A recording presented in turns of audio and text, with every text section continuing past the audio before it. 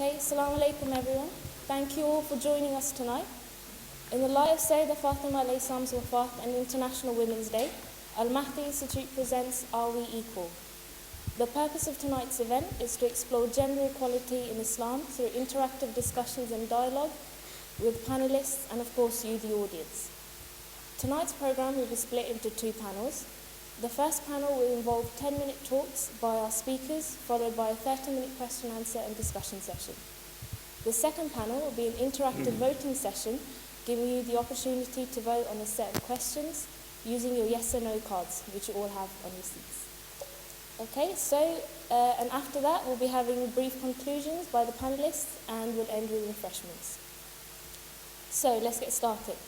On the panel tonight we have Sister Ummulbanin Merali, who is currently the principal of Hujjat Saturday Workshops and Chief Executive of Q Fatima, a registered charity promoting the understanding and education of Islam. She also runs the Q School World of Learning Madrasa and Cupid Matchmaker Services, both based in Stanmore, London.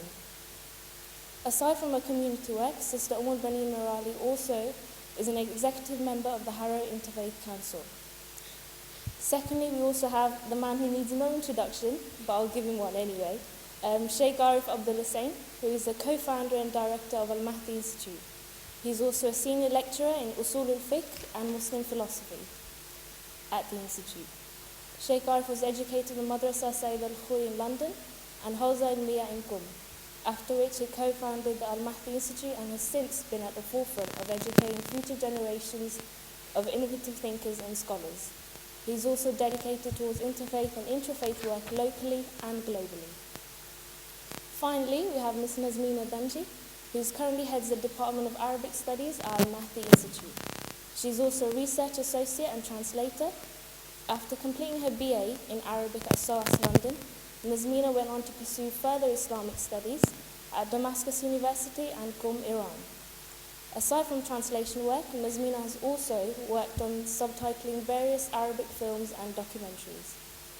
So, before we head over to the presentations, I'd like to politely request the audience and of course the panelists to keep your questions and answers short and sweet so we can get as much input from everyone as possible.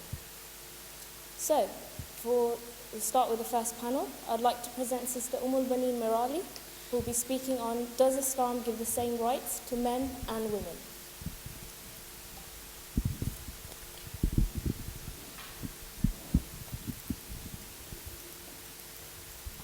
أعوذ بالله من الشيطان الرجيم بسم الله الرحمن الرحيم الصلاة والسلام على محمد وآله الطيبين الطاهرين اللهم صل على محمد السلام عليكم ورحمة الله وبركاته. If you were at workshop this morning, I would say you haven't had breakfast, because that answer was, anyway, fine. So the title I've been given is, Does Islam give the same rights to men and women?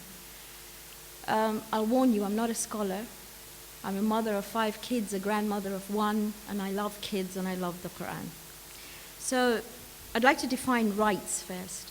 Rights are defined as legal, social, or ethical principles of freedom or entitlement.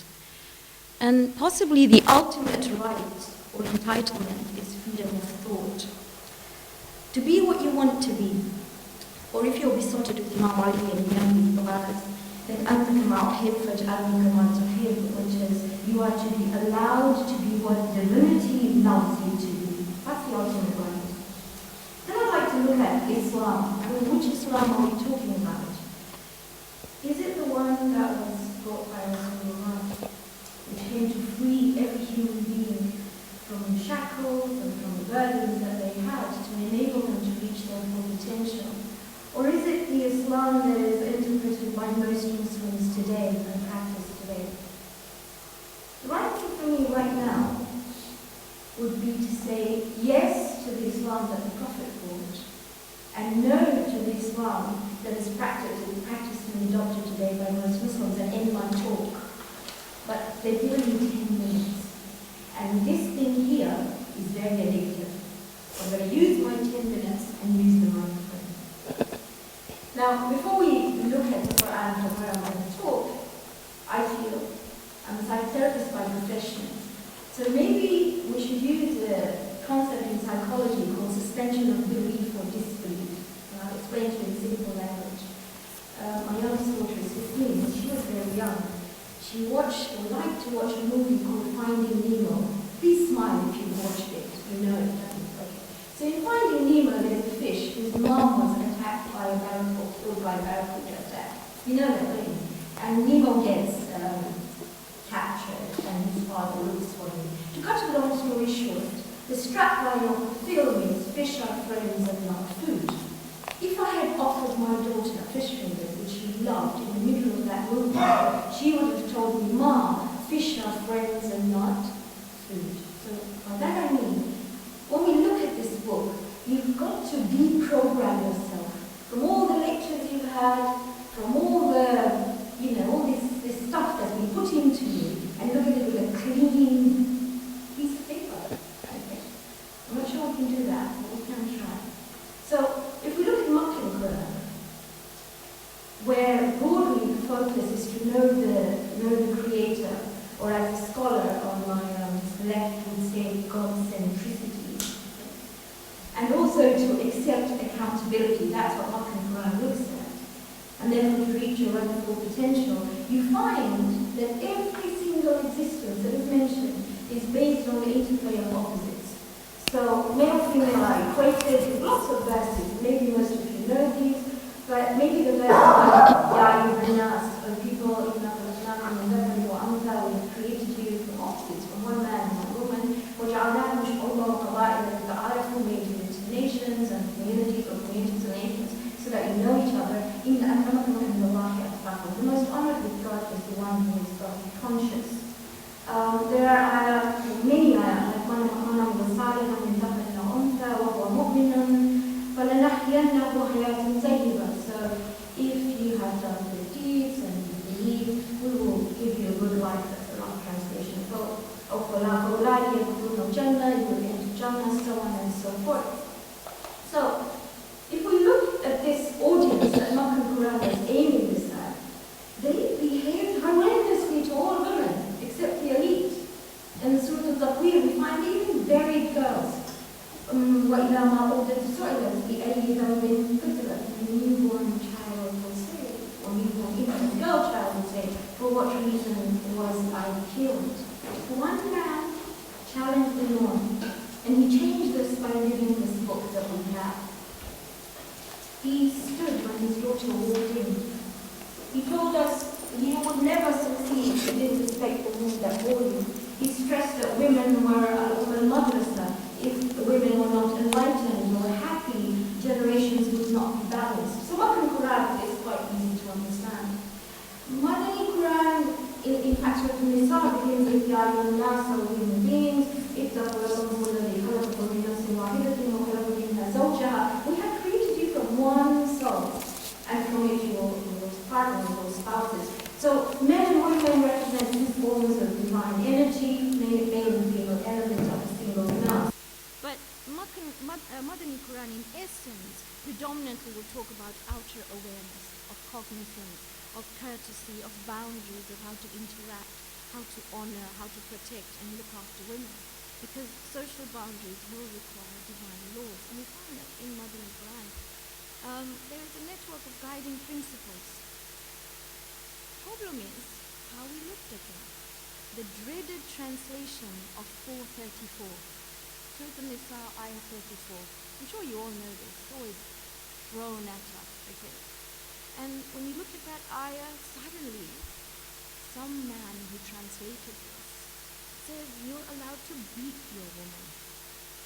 And then in brackets, they write softly. Really? Seriously? So, it doesn't make sense. And then when a woman translates it, you might have seen the translation of Lali Bakhtiya for the Sublime Quran.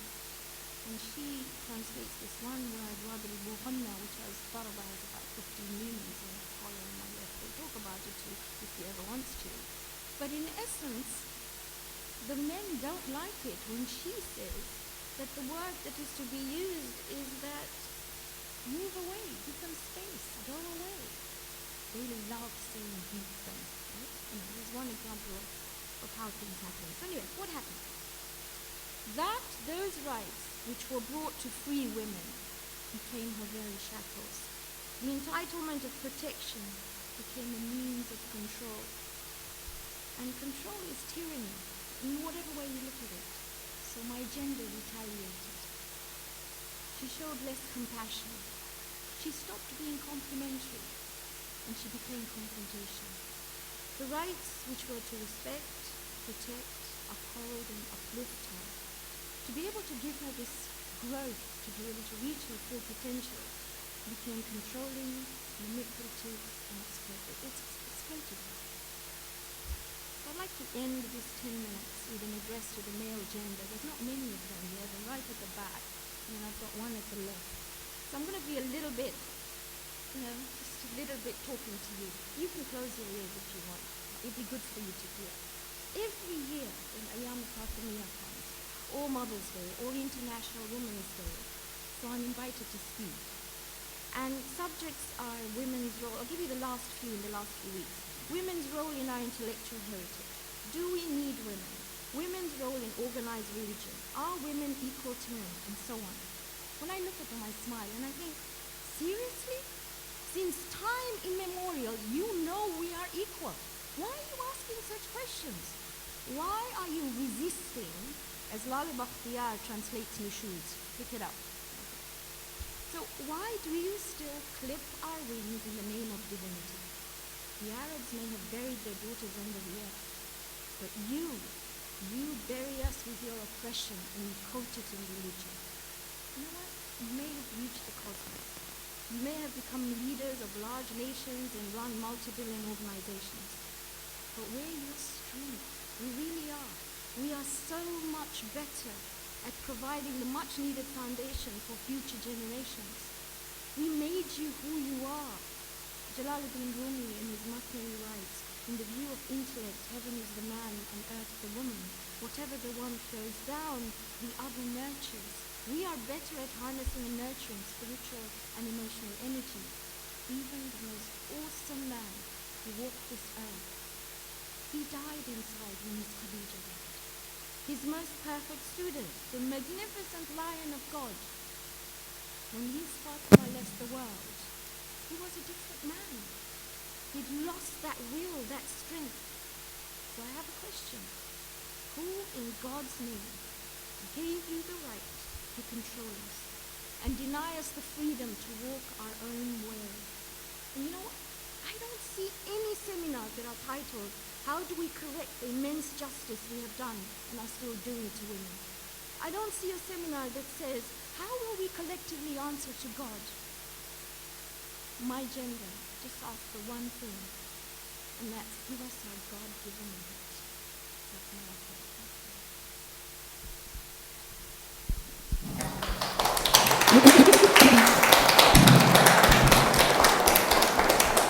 Thank you, sister.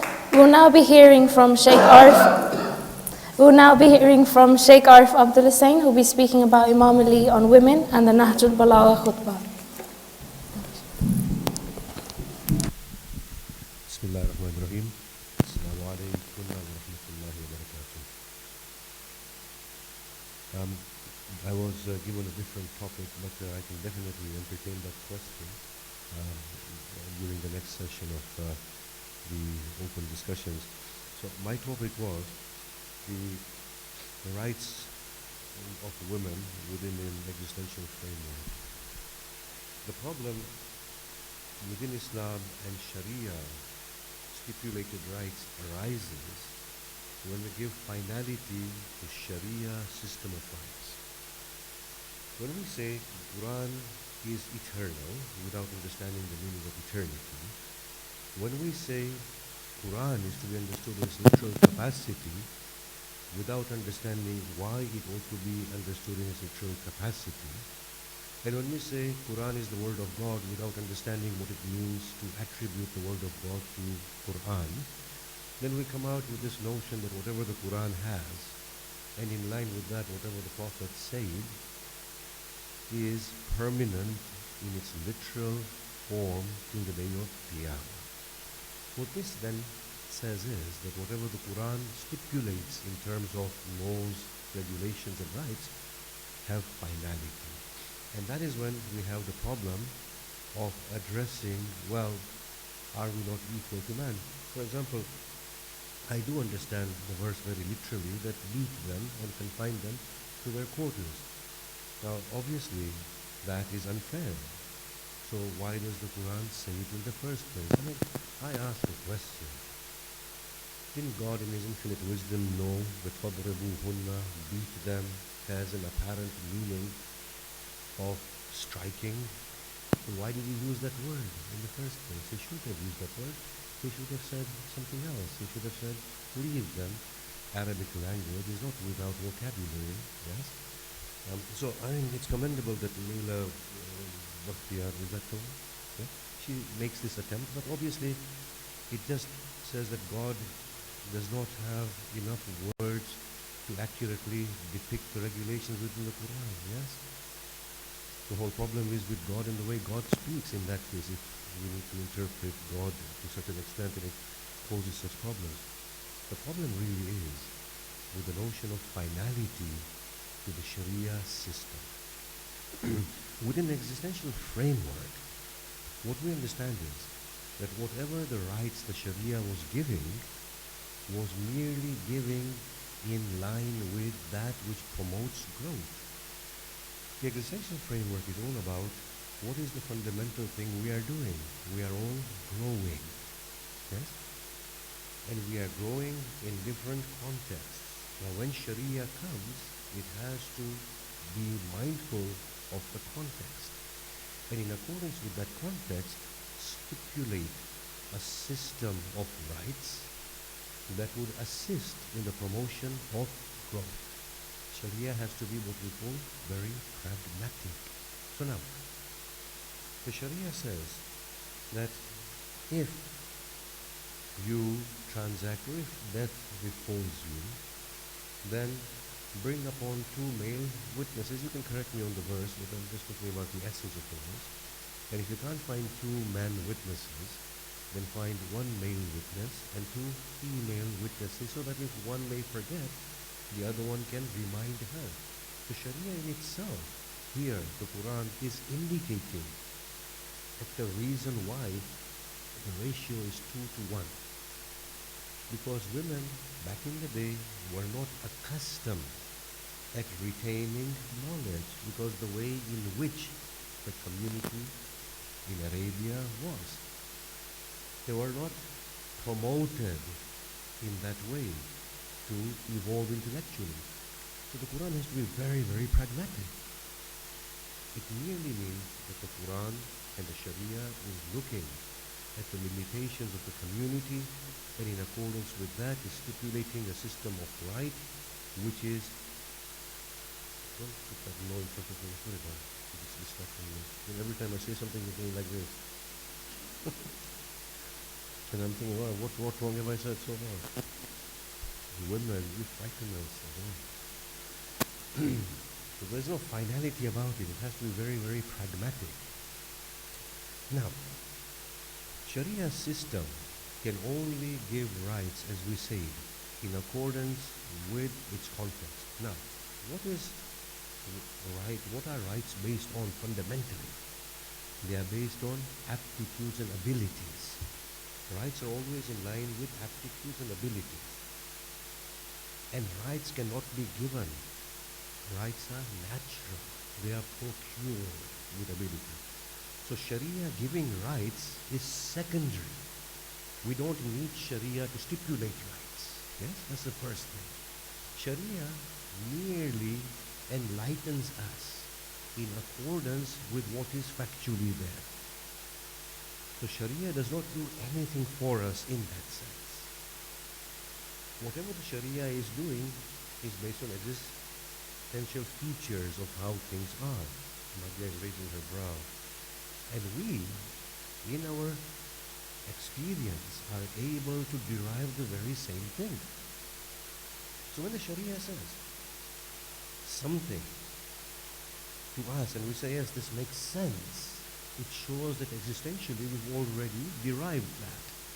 But if Sharia says today, beat your women in this part of the world, we will say, this doesn't sound right. And we need to reinterpret the word darab to mean distance ourselves. Can you see that? So our own existential condition itself overrules the Sharia. That just shows that the Sharia stipulations are secondary to what we find in terms of our own existential condition.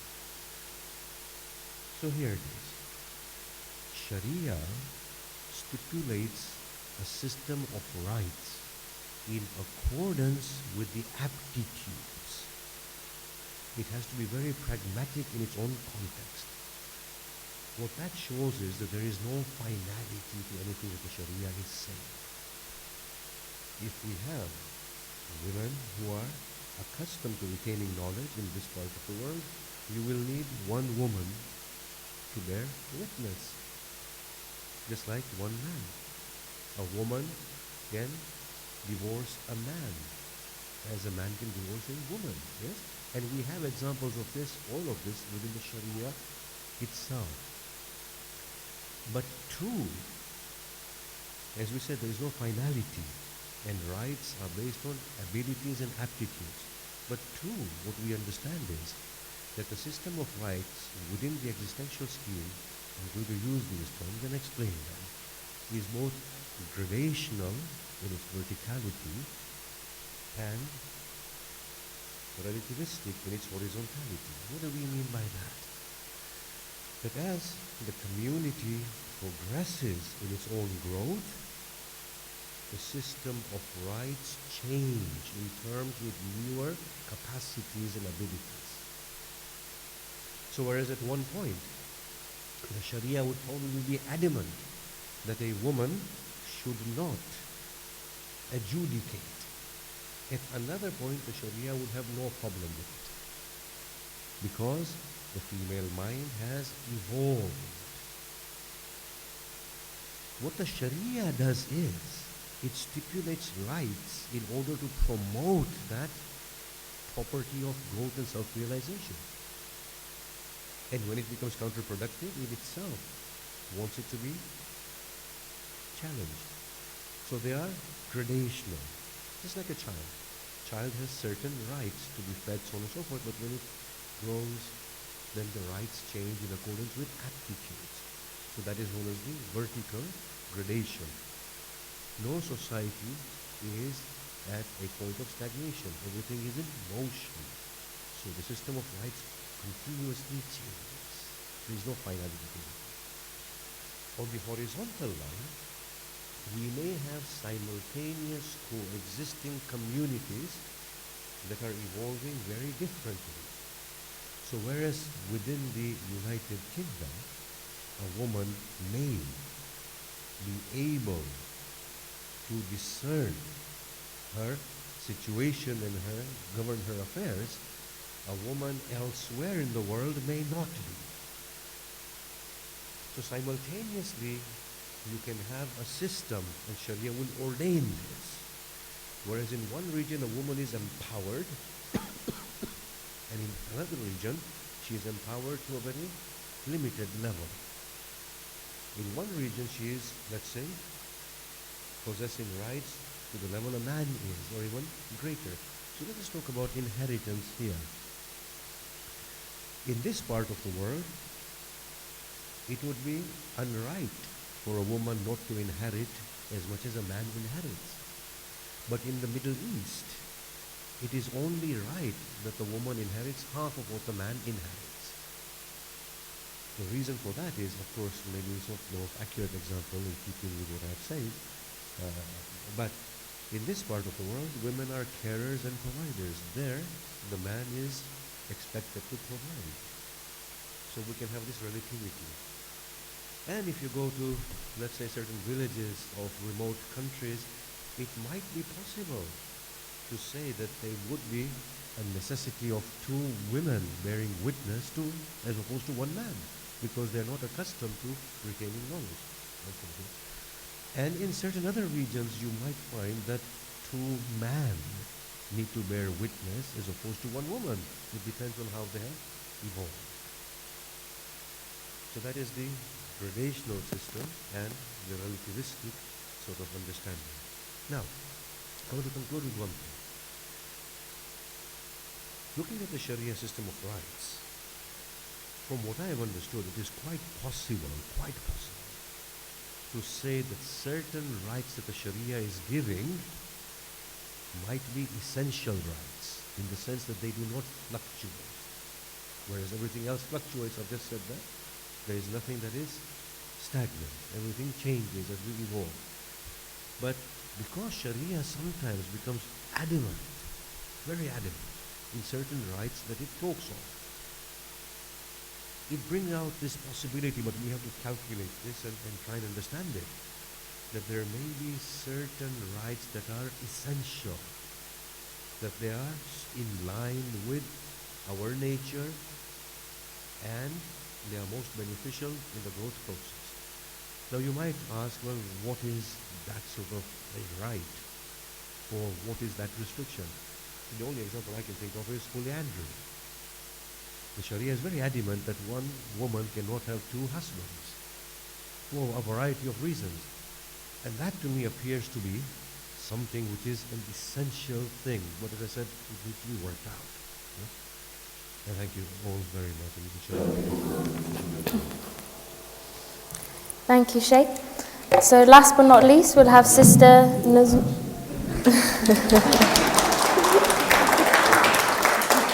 I think he deserves one after that. So last but not least, we have Sister Nazmina Dhanji, who will be speaking about who suffers more in the current Islamophobic environment, men or women.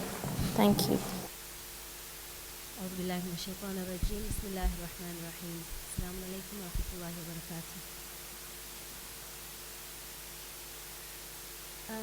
My title is Who Suffers More in the Current Islamophobic Climate, Men or Women? For anyone with even half an eye open or on social media, or who reads or watches the news or goes outside of their home, Islamophobia is inescapable, simply because of its stark, very scary, and very sharply growing reality in our faces daily, even in metropolitan and multicultural areas like Birmingham and London. In terms of who suffers more, men or women, to be honest, when asked to present it, I felt this is basically a no-brainer. Of course, women are the ones to suffer more, and the evidence and statistics speak for themselves. Women being physically more vulnerable, smaller, less likely to attack back, pose less of a threat to attackers with less risk of a backlash, so they're very easy targets for those who mean harm. Muslim women are very visible because of their hijab. Sorry.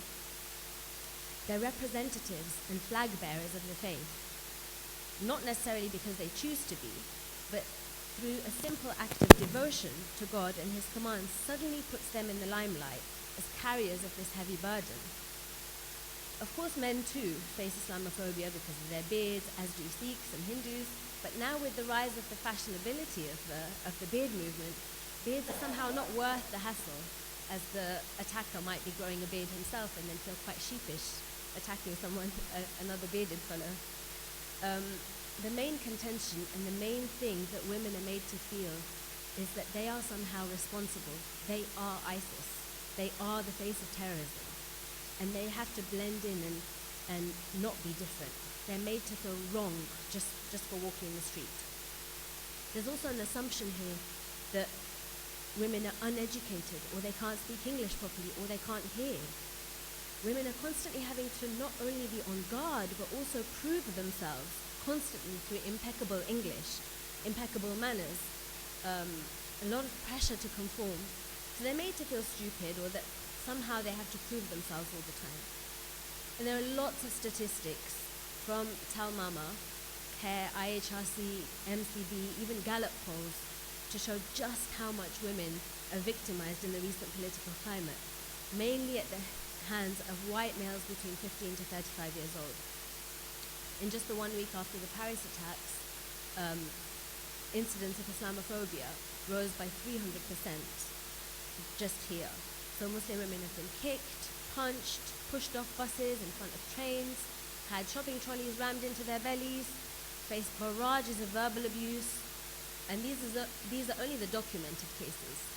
A significant number have been in front of their children, so they're seeing their mothers being fearful or being bullied in front of other people. Girls are being bullied at school, and the government's prevent policy, it's usually the mothers who are the first ports of call when a teacher flags something up, when they pick their children up from school. As far as employability goes, Muslim women face the largest and worst job discrimination of any minority group in Britain. So all of these things, at face value, on a physical level, yes, women definitely suffer more. But that's only if you see your women as separate to your own selves. Then such a question, as the title of this talk, is irrelevant or may have a point. I'm going to assume that the males in this particular audience see no distinction between their women, their mothers, their daughters, and their own selves. Just as the Prophet saw no difference between himself and his daughter, and he said his daughter was a part of his own self. Anything that hurt her, hurt him. So I'm going to assume that the gentlemen in this audience are of the same ilk, that it's of little import to them who suffers more, men or women, because when their women suffer, they too suffer. When 50% of the population is victimized, they feel hurt and victimized too, and they rise to do something about it, regardless whether it's a Muslim sister by blood or by ummah. And this is the discussion I'd like my presentation to spark off, in which I'd like to ask you that since it's a no-brainer that women suffer more, what do we do about it as a Muslim community? You've got organizations such as, non-Muslim organizations such as European Network Against Racism, which has just launched a project aimed specifically at tackling these disproportionate levels of Islamophobia. It's called Forgotten Women, the impact of Islamophobia on Muslim women. And yet, throughout all these years of Islamophobia, it's not something I've heard talked about, addressed in our community gatherings by our community leaders. Are our own communities even aware or documenting what we're facing? And I don't mean our own insular little, Khoja communities, but encompassing wider British Muslim communities that we interact with. Sure, as women, you can advise us, take self-defense classes, be more articulate, include up about your civil rights, report these incidents, but what action, if any, is needed? Are you going to keep your women at home? Are you going to drop the kids to school yourselves?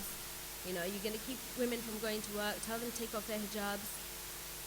And this is where the problem lies. Even the Tal Mama as an organization, they advise that Islamophobia can't be separated from wider gender issues. It's not an issue of racism. It's an issue of gender inequality within our communities, which have to be addressed within the community first. And we see it across the board in communities where women are sidelined, they're tokenized. You have all-male panels, apart from this one, of course. And I agree, it's changing very slowly, and there's more focus, on women. 1 out of 365 days is now International Women's Day. But these conversations need to be had from the pulpit and from within our circles. Why are gender issues only discussed in Ayam Fatimiyya? When Bibi Fatima's main points in her own sermons weren't about women's issues, they were about social justice, true authority, real moral teachings of the Prophet. And why is it her victimhood or her womanhood which is highlighted the most? Why is it left for women to address women's issues? Or when you have a gathering about gender inequality, it's predominantly the women who show up. Why does nobody talk about domestic violence, discrimination against women, the rights of a wife, oppression within a marriage, women's access to scholars? And I can hear you retorting, of course women are mentioned off the pulpit. Yes, you'll hear a lovely talk, as Ummulbanin said, tear-jerking talk on the awesome status of mothers on the birthday of Bibi Fatima. You'll have the compulsory focus on women's hijab in Ashra Zainabiyya, and maybe a mention of good wives at a wedding, so there'll be a few quips thrown in about, about the emotionalness of women, and, a few jokes about mother-in-laws too. Other than that, women and their issues beyond their roles, respective to men, in their families are largely ignored, or just left to themselves to deal with. This is just my perception and my individual experience. Besides the holy lady statements of, the usual ones, Ma ra'aytu illa jamila, Bibi Khadija's support of the Prophet, Bibi Zainab's support of Imam Hussein, I feel that we've not really heard our scholars quoting female ulama, or even mention women's contributions to hadith, to scholarship, to literature, to fiqh, astronomy, science, journalism, to the spread of Islam. And trust me, there are plenty of women out there. And yes, Islam does have a unique and rich history of strong Muslim women, but it doesn't filter through to the way we're perceived outside because of the erasure of female leaders from the narrative of our communities. Muslim women find themselves, feeling like they have no voice. And that's why then, people ask, why are Muslim feminists so angry? Why do they feel the need to raise their voice? Because they feel they have none. And this concept of erasure doesn't come from failing to mention their names, but from failing to broaden their legacies beyond that narrow historical, mentioning people of the past. It comes from failing to understand them beyond just mother of so-and-so, sister of so-and-so, wife of so-and-so. They're no doubt noble connections, but the mere mention of them doesn't highlight their individual accomplishments, where they are role models for both men and women. And that's what we need to highlight. Sayyidah Fatima is a role model for both men and women, not just women. Even in the contemporary context, there's very little credit given to women's spirituality or women as equals in the sight of God, or women who uphold social justice or pioneer acts of change and charity within the community. I feel there's very little encouragement and praise of the sheer guts and courage and struggles on our path to God in being flag bearers of the faith outside. Is there any regular solace and support for the fact that we are the ones who go out and represent the faith every single day? Try wearing a kanzu and a topi every day when you go and pick up your kids from school, or to a football match, or to a supermarket. You will feel the need to articulate your English especially well. You will feel the need to give way to everybody in the street, lest you be seen as, a rash conservative Muslim or radicalized Muslimic. So, I'd like to ask, where are our Muslim male allies? Where are the Muslim advocates of equal rights for both men and women? Where are the emulators of the Prophet whose heart ached if his Fatima's heart ached, or indeed if any woman's heart ached? And why did her heart ache anyway? Over a piece of land? What use did she have for that when she had the dominion of the heavens and the earth at her feet? Her heart ached because of the injustice parading under the guise of justice, under the guise of Islam. And that's the most dangerous of all. She chose to reveal that Islam was being used as an excuse to take away rights, and that people were following an Islam of their own creation. So in answer to the original question of who suffers more, when our women suffer, we all suffer. Thank you.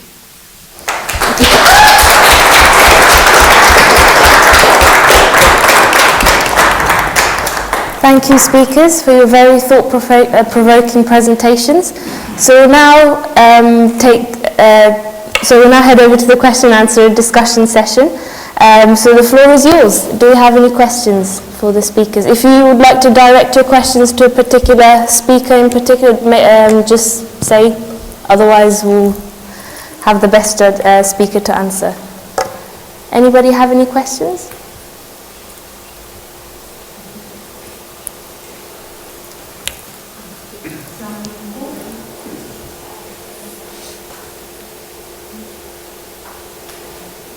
Assalamu alaikum, everybody. I've got a series of questions as well as comments, to be honest. Talking about the gradational system that you spoke about, you were saying something about, okay, it depends on how women have sort of evolved and things like that, and then you almost earn your rights and you have to be empowered to achieve them. And for me, it raises questions on who decides when to, who decides that they're ready to be empowered and deserve those rights. Also, does that mean that men are forever evolved and forever empowered, that they do not need these rights bestowed on them? Also, Can you repeat it? Would you like to repeat it yourself? okay, so do you want me to start, or just the last question? Sorry, repeat it. No, I prefer if you just start again. That's why if you start again. Just the questions? Yeah. Okay, so with the questions, my questions would be, who empowers these women or decides what sort of rights, can be bestowed upon them? Okay? Or who decides that they're ready? Also, does this mean that men are forever evolved and they forever deserve the rights to control and be, in charge? Also, the women have to earn it, okay, whereas the men seem to have it on their plate. Sorry, the women are what? They have to earn it, or they have to evolve, right? So they couldn't in Arabia and they can now, whereas the men could always then and now, right? Okay, also, it makes me think that is this just a religion bias or not? Because sometimes you have cultures that have this bias, regardless of the religion, okay? So you have Hinduism doing the same things. Also, it's the natural tendency, isn't it? Where the women are willing to sort of sacrifice and give till, they can't give anymore, whereas the men are only receiving, okay? And to me that says, is there a creation flow, okay, in the way God created these things? Because it comes from every angle, okay? All right, are you smiling at me? Next year, so, make sure Sakina is here. She's sitting. That was a lot of questions, but Shaykh, if you remember them all, if you'd like to. I haven't finished though. See, being a man, I have an ability to retain. Okay, I'm sorry, can I just, okay. When it comes, if somebody were to ask whether genders are equal or not, I'll say, come on, that's a no-brainer. Women are the superior race by far, okay? Because there's no point denying that. Because they're the very ones who gave birth and raised the Nelson Mandelas and the Mahatmas and the Muhammads and the Imams, okay? Also, like with Khalil Jafar's thing about, what did he say? That the women was half the Imam of the Kul Iman and the Rahmah for the Rahmatul Lil Alameen, Bibi Fatima was, right? Feet of the heaven for the masters of heaven and all this. So, that brings me then to the conclusion that women are superior. However, what Nazmina said, I think, is spot on. Because that superiority is nothing compared to when men and women can embrace themselves, respect each other, and actually work together. That is perfect, and that's where we need to go.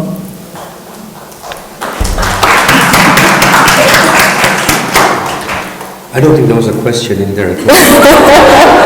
I think there was a presentation of There was a few I think we should ask her question. Yeah? But I'll answer one though, which was very important, that who empowers the women, yes? You're right, it is very unfair that in Islam it's a male-dominant religion in which men make the decision of what rights women ought to have.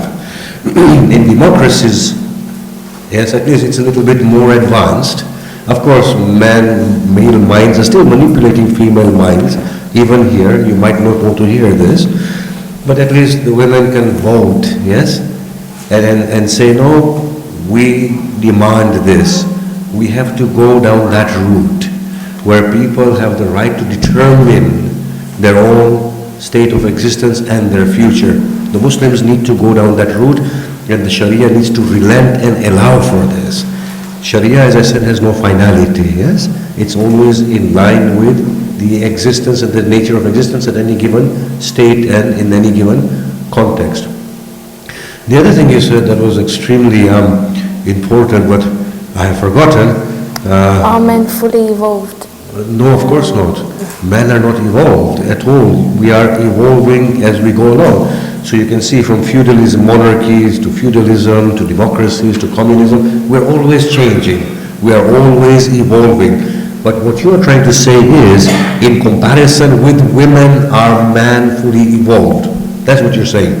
Well, that's how we see things with our bias within Islam, unfortunately. The other thing you said was the cultural biases as well as religious biases. Now, I will ask you that to rethink, yes? There isn't, I find it very difficult to discern between culture and religion, yes?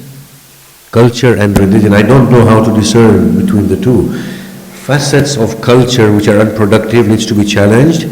Facets of religion which are unproductive needs to be challenged. Now, if you tell me that there are areas of religion which are unquestioned, then I will ask you, what are they? You will find that they all fall within the existential scheme. Do not kill another, yes? That is a universal principle we all abide by. There is no compulsion in religion. That's a universal principle we all abide by. Can you see that? So I don't understand the distinction between culture and religion in the way people understand. But yes, I do, in a way that religion would be revelation in line with the existing culture that is there. So in many of the things when we speak, there is a lot of assumption, and these assumptions need to be also clarified. Finally, in the futuristic community, we will find that a man wakes up as a male, a person wakes up as a male and goes to bed as a female, because gender change would be available. And a female may sleep at night as a female and may decide to wake up as a male, yes? We are actually genderless, and in a futuristic society we might actually find that. And we will find that the whole notion of male, females, rights, so on and so forth, takes on a very different understanding. Thank you. Great, thank you, Shaykh. Nazmina, Ummulbanin, would you like to add anything else to that? No, okay. Do you have any other questions? Of course.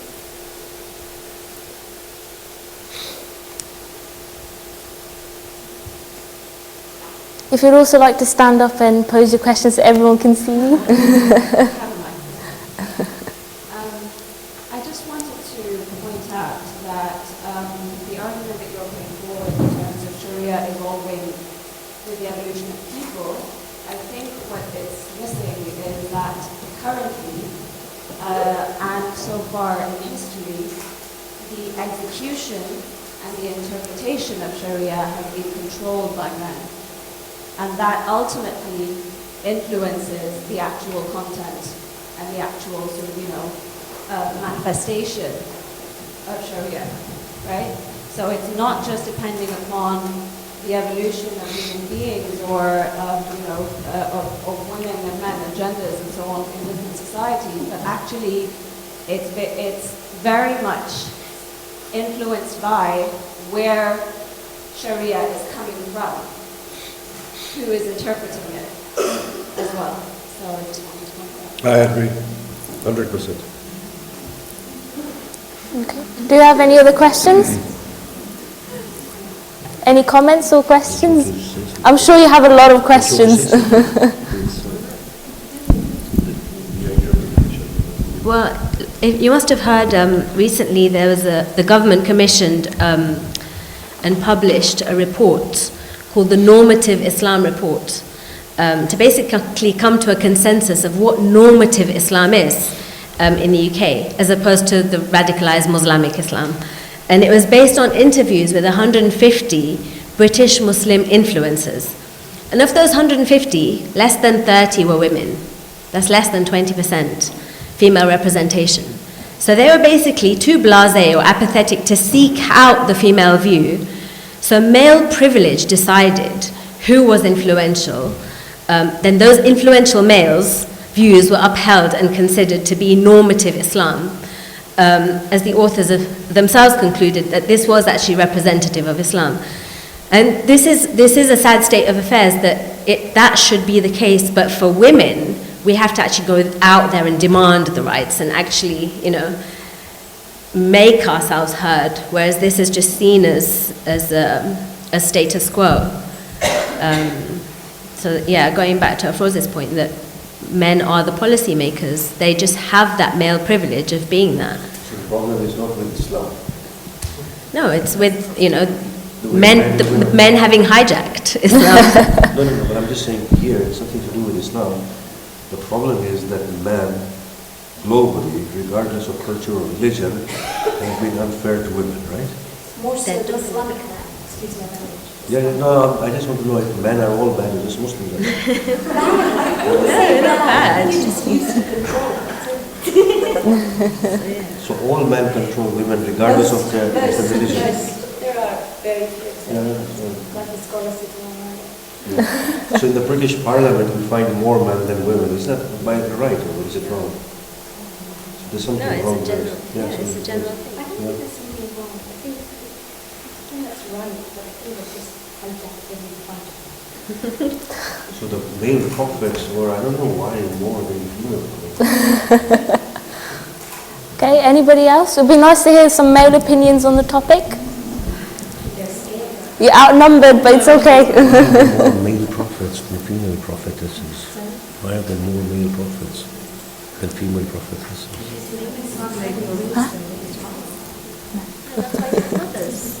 Any other questions so we can break up the little discussion here? Yep. If you just turn it on.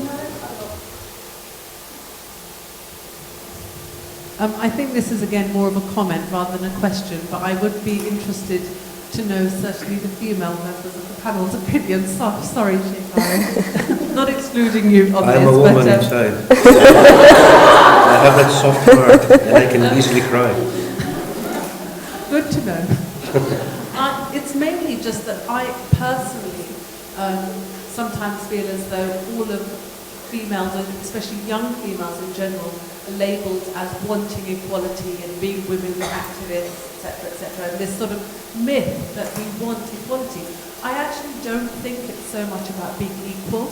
I would actually dispute that. I think it's more about equity and fairness, not having the same opportunities, rights, responsibilities, access, etc. They may very well be different, and I don't see there being anything wrong with that. But I think what is important is equity and fairness and the best outcome and equal outcomes for both, because I don't actually think equal opportunities result in equal outcomes, if that makes sense. I think things would change very drastically within people's personal and professional lives if we were going to go for equality. And I might be the first to say, no, don't want that, thank you very much. Okay, any comments to add to that? Yep, take it away. I think sometimes equality and equity sort of get a bit mixed up. I talk about sameness, that's what you're saying, you don't want to be same. We're definitely different, and yes, I agree with you. You don't want to be the same as men. But you don't, I think what we're all vying for here is that you want them to understand that they cannot control us. That's tyranny, that's it. Allow us to be who we are. And we were born free. We weren't born chained to them.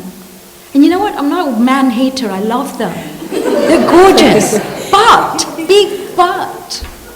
It's, I know you can't differentiate culture and religion, but you can if you really try. We're so culture mingled in. And you were saying that, you know, there were very few women they approached. But in interfaith, you go to women and they'll say, but we can't because their men stare at them if they do anything.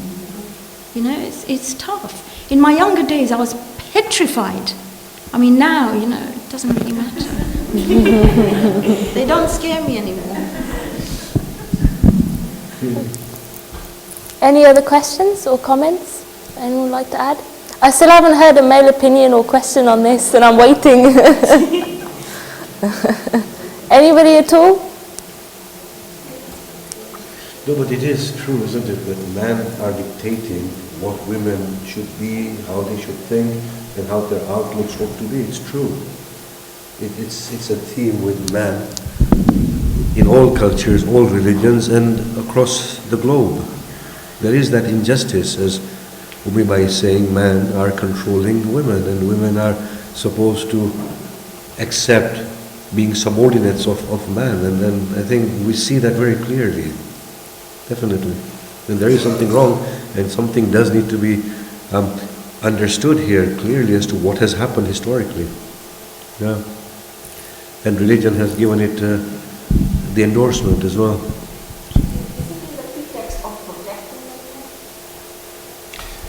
I don't know historically what's happened, whether they were hunters and providers, I don't know what's happened. We'll definitely need to, but I suppose it's also to do with their sort of their own physical beings as well. That's also played a part when women have babies and they are mothers and men are providers and hunters. I suppose all of that has had a part to play. So in a futuristic world, when we can create babies in the laboratories and we can fight wars on computers and we can get food processed by machinery, things would be very different. I don't know. Yeah. Okay, we have a question at the back. Comment and question. I don't believe that men and women are equal. I think women are far superior. Mothers are basically genetically matched to fathers. So that resonated with me in a sense. Also, my question to Shaykh Arif is that this evolving of women's rights, etc. What's not to say that in 100 years' time, women can have husband, or women can be married, who decides how far it evolves, and who decides, how it should evolve to? Where can we, surely Allah in different wisdom would have known by writing this wisdom in the Quran, or expressing his views that would be manipulated or ambiguous, etc. So who decides that needs to evolve now and to what stage? True. I agree with you. What is there to say that in 100 years from now, our evolution may take us to a point where polyandry can become acceptable, as polygamy has been acceptable historically. I would like to discuss this at length in the next sort of discussion with certain sort of evidences. But all I was saying was that it appears to me through the tone of the Sharia and the insistence that Sharia is the adamant sort of insistence that Sharia makes about man and women partnership, it appears to me, like for example, within the existential scheme, you can say that alcohol flatly cannot be haram. But Sharia insists on the prohibition of alcohol, yes? So then you are forced to rethink. And you think, well, according to the Sharia understanding, there is some essential detriment within the alcohol, no matter what its limit. So similarly, I'm saying through my analysis of the Sharia text, I'm saying that it appears that polyandry seems to be a detriment, psychological one and a physical one, and it's inconsistent with human growth. That's what I was saying. I was not giving my own view. I'm saying from my interpretation of the Sharia text, but we need to come out with a system that gives us assurance that our interpretation is accurate. There has to be some philosophical system, and I'm still thinking over that, yes?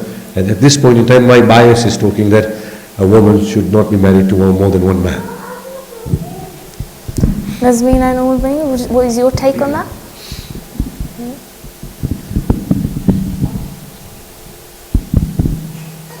You know what, again, now you've got a man sort of trying to promote a little bit of polyandry here.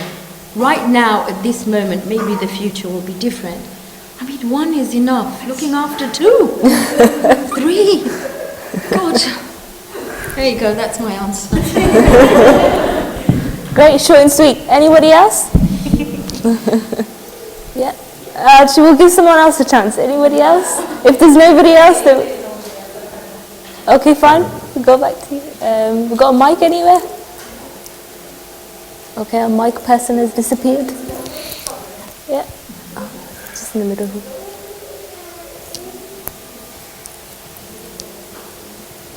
Okay, I just wanted to say that sometimes when it comes to gender inequality, women actually played a big part in it, because they somehow feel the need to sometimes either victimize themselves or they need this sort of approval from the men's side. They need to give, they need to sacrifice, they need to sort of want to be sort of, reassured. And personally, I agree with what Sarah said about feminism basically shot themselves in the foot, didn't they? Because they wanted to be equal to the men, or they set their bar based on what the men wanted rather than themselves. So I don't know if you guys heard on the BBC about the menstrual leave, and the women wanted it. And then, quite rightly so as far as I'm concerned, but then some women decided saying, well, no, you're going to cause us more trouble with employment. And I was thinking to myself, if men had that issue, they wouldn't have to create a fuss about it. They wouldn't have to ask for time off. They would have gone to work and it would have been understood that no work's happening today. Yeah? So women, come on, just do what you got to do and take what you need to take. You don't need the men to, sort of give you that upper hand. So, yeah. Okay. Do you have anything else to say to that? No? Great, perfect. Afroz, back to Afroz again.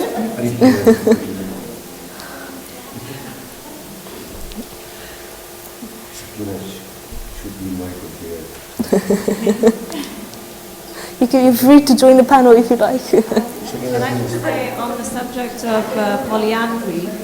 Just turn it really- on, Simon.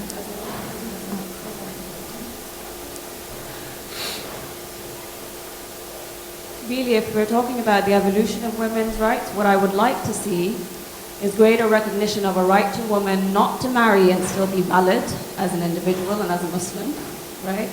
Which I think there is space for currently, so we don't need to reinterpret the entire Sharia in order to recognize that women who don't get married are not less than, for example. And so really, rather than constantly having this discussion of a woman in relation to a man, what we need is more of a discussion on women as women in their own rights. And also, I think just feminism was mentioned, and I just wanted to say that actually some of the principles of feminism, and I'm pretty sure the men in the room will hate me after I say this, but some of the principles of feminism are quite useful for Muslim women, and of course we don't have to accept it wholesale. But elements such as shaming, not accepting the shaming of women by men, which constantly happens by Muslim men towards Muslim women. Things like, how appropriate is your hijab? Things like, a lollipop without a wrapper is attracting flies, and a lollipop with a wrapper is protected. Comparing us to pearls in their shells and all kinds of other objectification. Things like, what was the other thing? Sort of other feminist things like intersectionality. I'm talking about how the intersection of being a woman and, for instance, a person of color, or a woman and a Muslim, how that impacts on women. There are feminist principles and feminist sort of, ideas that actually would be quite useful for us as Muslim women. And so I think that there's somehow come this notion, which actually I also think stems from Muslim men, about demonizing feminism wholesale, that we do need to address, because there are things that would benefit us as Muslim women. Okay, thank you. Okay, do we have anything to say? No? Is there room for feminism in Islam? Well, if I think feminism is misunderstood, because we just see it as this monolith, whereas it's not. It's like, seeing as Islam as one thing. Same as feminism, it's not. But there's, a loose definition of it is, if you believe in men and women's recourse to their own rights, not necessarily equal rights, but to their own rights, that, that women should have equal rights as men, or their own rights, then that's feminism, in essence. It's not, it's misunderstood based on what's touted or what's flavor of the day, or who the flag bearers of it are. But as far as it by itself is, it's something quite simple. I think if my gender, and I'm going to refer to it as my gender because that's feminism, it's up to us. We don't stand up, and I don't mean holler and shout and scream out, because strength comes from within here. If we don't do something ourselves, they're not going to do anything. They really aren't, because they're having it really good at the moment. So it's up to us. Feminism, yeah, definitely, but it's got to come from us, and it's got to come in the right way. We can't keep on, maybe I agree with you when you said, is it Sakina? We play the victim. I think I agree with you there, because we don't stand up. We're so scared. I don't know what we're scared of, but something. We've got to do something about it. I hope we'll have more of this. Maybe next Ayami Fatimiyya. Okay. Great, I hope so too. Great, so thank you everyone. So it's now time for me to hand over to Madia, our most recent AMI graduate, who will be hosting the second panel. So here you go.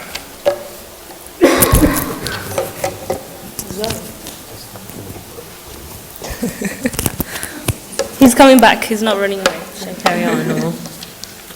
Should I carry on? Just keep it on. Then? Should I start? Or should we just take a 2-minute break? but then it's not going to give you your time. Well, our Shaykh is taking a 2-minute break. We'll also take a 2-minute break. So we'll commence again soon. But don't go anywhere. Just talk for a bit. Can you hear me?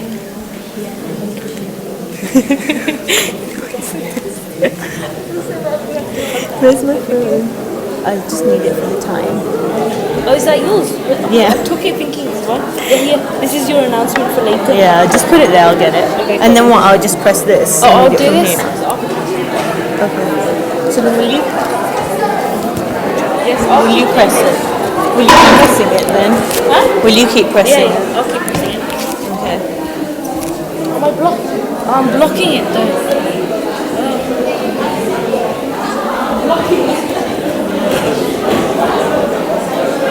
Is it on the floor? No. You want to? I'm still blocking it. How is this gonna work? Hi. Can you see it now? How did they get you to do it? Yeah, I don't know if you emailed somebody once. And then Huh? Okay, cool. And then I didn't know if it was Let's move Martia over. I'm only leaving like 10 minutes. Hashim wants me to wait for this thing. Oh, do you want to just like get a fake? Go on and tell him we need to hold it up and then tell him to take a picture. Are you leaving? No. She needs a photo shoot. And I'm not going for it. I feel like I need to give him my daddy. Are you serious? With that? You can hold it down. We all know them. You can hold one with that. Okay, stay there. No, okay, go on, yes, go on. I'll do it. I'm just smiling. You're in now. Oh. Okay. Are you cool? Okay. You wait till Stanley sees this. You're fiery today. Oh God. Has someone done something to you? No, I looked at those questions and I thought, are you serious? Which questions have you had? If you were struggling with questions which were for both, yeah. I mean, I'm going to be thinking about saying that.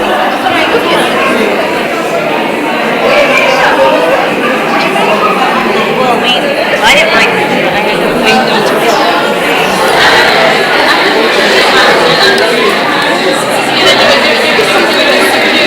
People telling me to add a picture of me having just a picture. Oh God, really? No!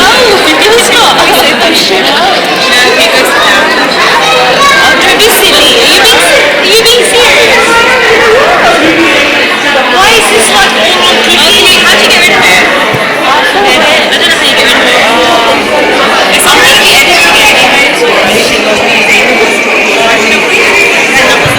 Are we talking in here?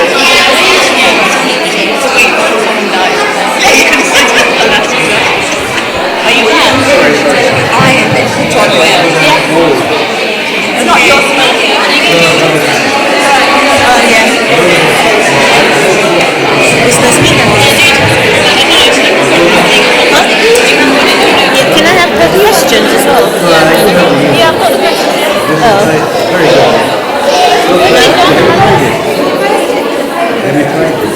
But read them off the screen, maybe. Okay. The differences. Okay, let's start. Okay, let's start. Are you guys ready? How do I make them sit back down? Are you ready? Nazmina.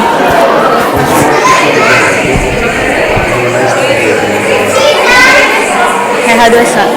Okay, can you hear me? No. Seriously. Okay, can everyone hear me? Serena, sit. How do I get people to sleep? Guys. Salwat. Oh, that's how you do it. Just before I started shouting at you. Okay, can everyone sit back down and stop talking? Am I not loud enough? No? Yeah, that's better. Can everyone hear me? Okay, so this is the interactive part of the session. It's basically supposed to be the fun part. I'll explain the rules. So what's going to happen is I'm going to read out a scenario to you and ask you a question. Does everyone have one of these, by the way? Yeah? Okay. If you agree, then you hold up a yes like this. And if you disagree, then you hold up a no like this. Okay? If you think it sounds familiar, it's basically because we ripped it off The Apprentice, Are You Hired or Fired? Has everyone, so we're going to do a test question. Did everyone watch The Apprentice? Okay. So, vast majority of you really did. Yeah. Okay, after I ask you, I'm going to go to the panelists and ask them to vote as well, and then maybe they can have 1 or 2 minutes to answer. Okay. So the first... No, you can never take these home. I was going to say this at the end, but I'll say it now. Make sure you leave these here, or we'll charge you. Okay, so the first scenario, Zara takes the bus to work every day, and on her journey she receives verbal abuse and threats because she observes hijab. With the rise of Islamophobia, should women like Zara be allowed to remove their hijab? Vote yes or no. And everyone has to vote.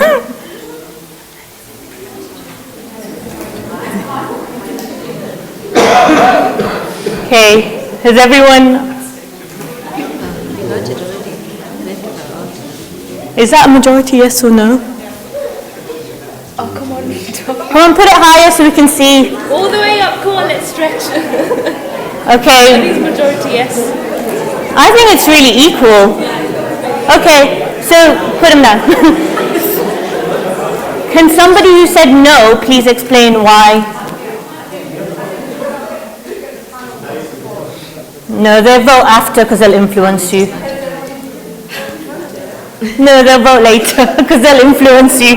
Okay, so somebody who said no, they shouldn't, can you please explain why, just in 30 seconds?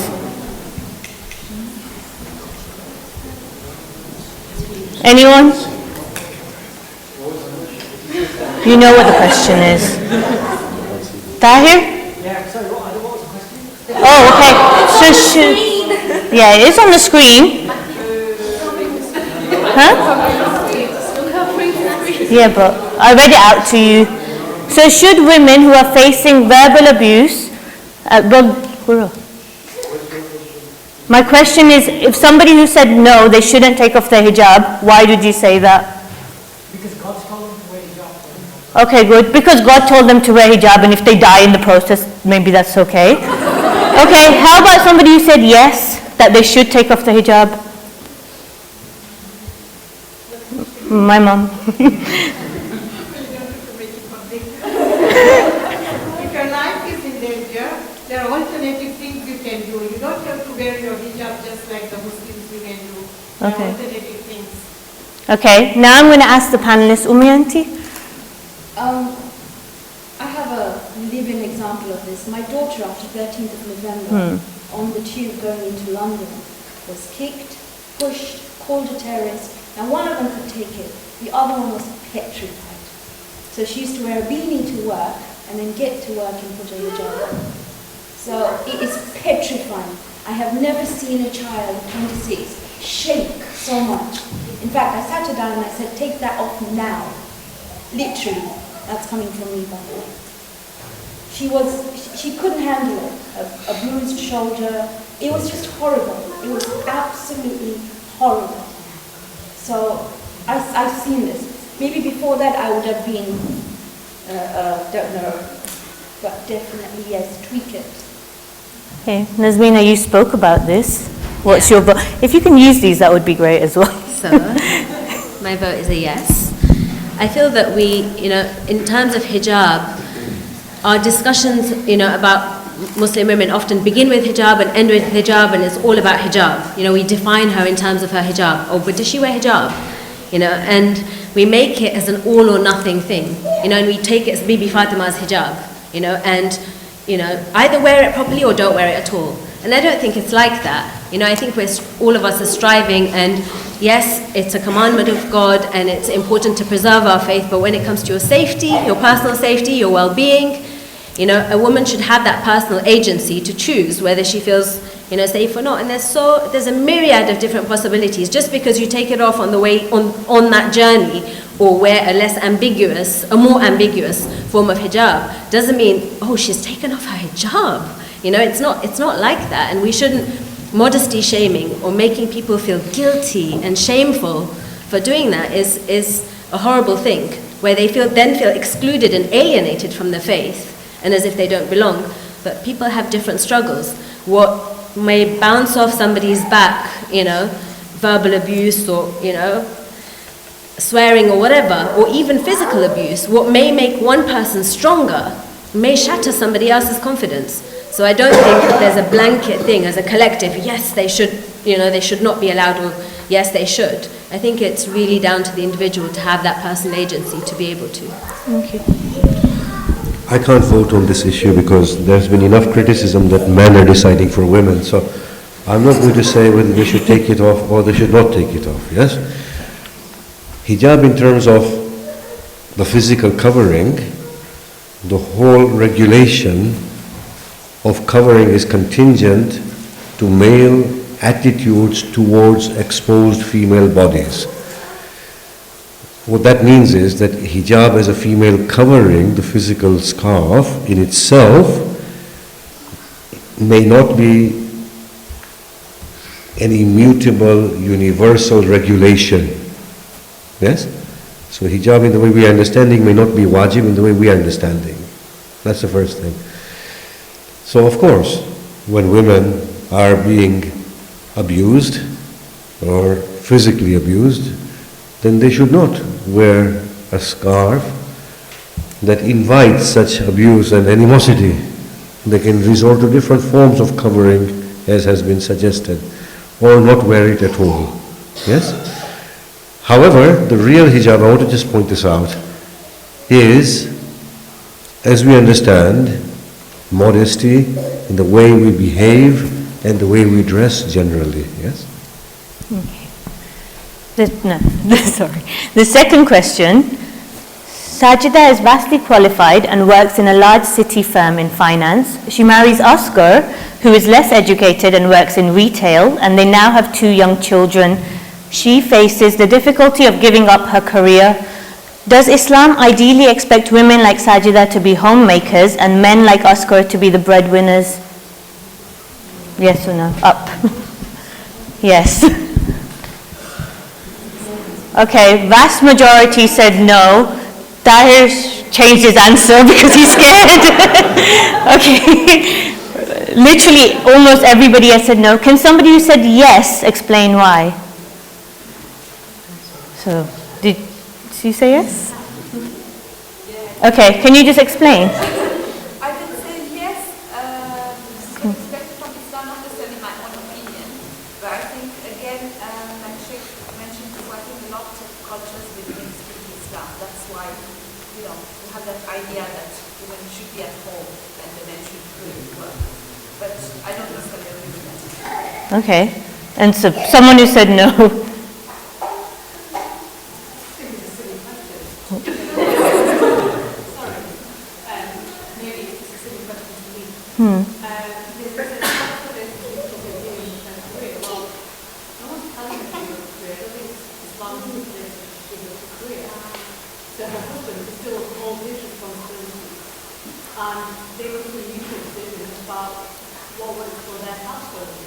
Okay. I think that's what the question is, does Islam allow for that?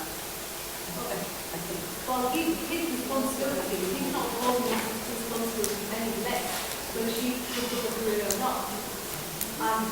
If Islam is in a situation where she gives up a career, then actually the question is going to be on itself. Okay. To the panelists, well, the duty of a man, at least in the nikah contract, is to provide for his wife and children. Presumably, if Sajida is continuing to work, he has to give up the job to look after the kids. So now, is that compatible? Okay, or is it a woman's duty to look after the kids she has, yes or no? I'm going to take a different take on this. I'm going to actually hold it up as a yes, because your answer or your question here says, ideally expect. Yes, it does. We are better at looking and after and nurturing and raising a family. It's a known fact. It really is. It doesn't mean you don't have a career and you don't educate yourself. It doesn't say any of that. Here, as I understand it, is she is a better homemaker. And Islam, I mean, credit to it, there's no hypocrisy. When I say Islam, I'm talking about general, what you and I learn of. There's no hypocrisy. You understand that women are better homemakers. They provide that invisible foundation from which generations grow. Men are crap at it. Sorry, excuse my language. Okay? Excuse my language. But literally, this, I'm only looking at it, it didn't say they're imposing women to be homemakers. It said ideally expect. Yes, they do expect women to be homemakers. Okay, so ideally if I'm old, remember. Oscar had a better job, it would be good for Sajida to give up and stay at home with the kids? I'd say that there's no imposition as such, but this is different to what we were given. Okay, this has said that it's got 2 children. Yeah, it's a red herring. Yeah. But while she's bearing the children, while she's expectant and all that, yes, you know, until he grows the womb and is able to, you know, to bear the children himself, who is going to maintain them? And I feel that verse in the Quran that says men are the maintainers of women because of what he has bestowed on some of them over others. And again, people assume that because of what he has bestowed on men over women, but he's left it ambiguous. He hasn't said because of what he's bestowed as fadl on men over women. Yes, they may have strength, but what if the fadl is actually the fact that she bears children, and that's the fadl, hence he has to maintain her, because she has been bestowed this grace of motherhood. And I think when we put career and motherhood like that, where this is something to aspire to, and growing and raising the next generation is somehow secondary, substandard, you know, this is what you're aspiring to, then that's where we lack. Whereas growing the future generation is there, you know, and I don't think it's that Islam minces its words, or, you know, that it's apologetic in any way in saying that that's a fadl given to women. Thank you. I definitely agree with my learned scholars here, and I have nothing to add beyond what they have said. Okay. Okay, so the third, well, it's a verse of the Quran. Marry those that please you of other women, 2 or 3 or 4 of them. Considering this verse, should men be allowed 4 wives?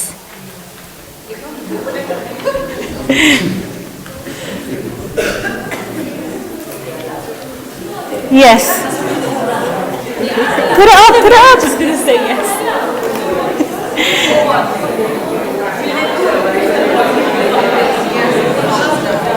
Brothers? Is it? Okay. It's the 90. It's like a 90-10. Okay. You said yes, and I think you were like... Okay. So we shouldn't dispute the Quran. The only brave men in here are obviously my husband and my cousin. So one of you tell us why. Okay. And the no is, yeah. So rich men can have a few more wives, yeah? Okay.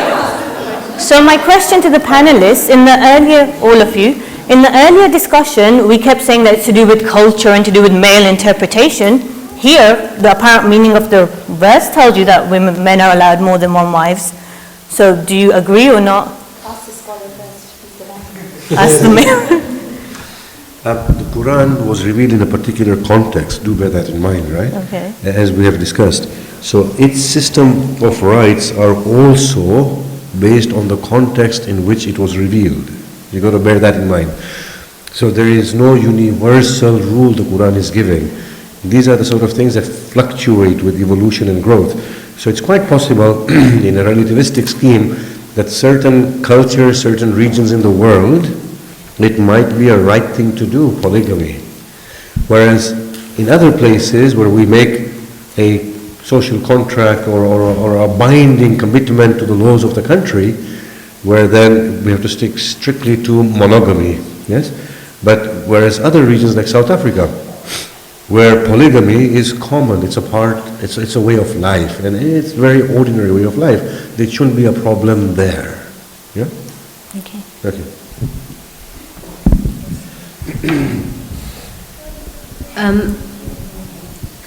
Of course it's stipulated in the Quran, but there are conditions. It's not the unconditional should they be allowed for wives. And I don't think it's even about men. It's not about men at all. The verse is not about men or their desires or their wanting. If you look at the verse itself, it's juxtaposed, it's sandwiched between talk about orphans and it follows talk about orphans. It's all about social justice. You know, if you cannot maintain orphans and widows of war, then take on women 2, 3, and 4. And if you cannot do justice, then only one. The whole discussion about polygamy is to do with justice in society, justice for widows and women who are downtrodden, justice out of your financial wealth, justice in how you maintain them, in how you treat them. Everything is to do with justice. And if that's there, and again, if it's a strategy, it can be a strategy and a solution in contexts where it's people are comfortable with it. But it cannot be imposed where it's not a social norm. So that's very, very, very important to remember, that justice is the predominant thing. And maybe in that context, it came, and it was there as a reductive measure actually, because polygamy was rampant, and it came as a reductive measure to bring it from multiple wives down to 4 and, or less.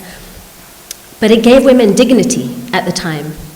A woman, unless she was under the umbrella of a man, had no jurisdiction of her own, nothing. It gave her dignity. But maybe in a context such as ours, it would take away her dignity to be a second wife, or take away justice, or take away her honor. So I think this is something that has to be contextualized and looked at properly, and not just blanket, yes, she should, and yes, he should, and no, he shouldn't.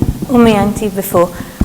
Is it true that it was just to do with social justice and a reductive measure because the Prophet had wives because he found them appealing, some of them? So then isn't that to do with desire? I think God has a wonderful sense of humor. Because in this verse, he also says equity, but then he says, even if you try, you won't be able to equate them. So materially you will be able to equate them, but not in a communicative way. If you look at the verse, right? So I really think he's got a sense of humor. He's trying to test them to see, how they can manage. I go with all the justice, historical, the whole thing. But read it and ponder over it, and he talks to you. And it really does make you think.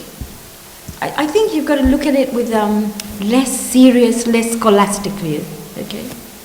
Can you just imagine for a minute, have we got men here, a few of them, right? You just imagine, I'm not sure that any of you have got more than one wife. They might, we don't know. Shaykh Arif? No?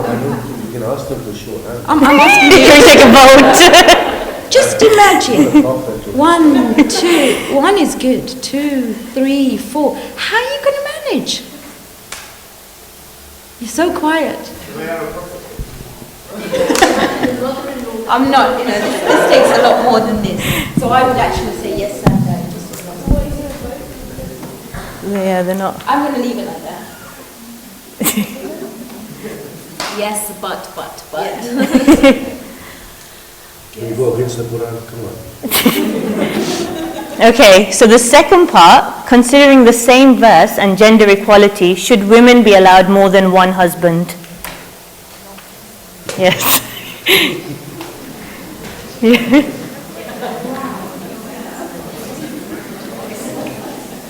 We're just waiting to get the votes in.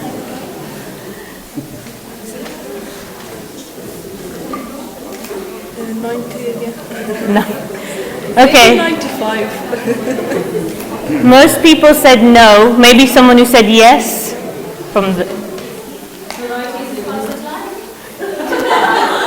Imagine if one for each day, then you can tell them all to get lost afterwards. Okay. Does that sound appealing to anyone else? Someone who said no, definitely no, which was everybody, so... No? Not at the same.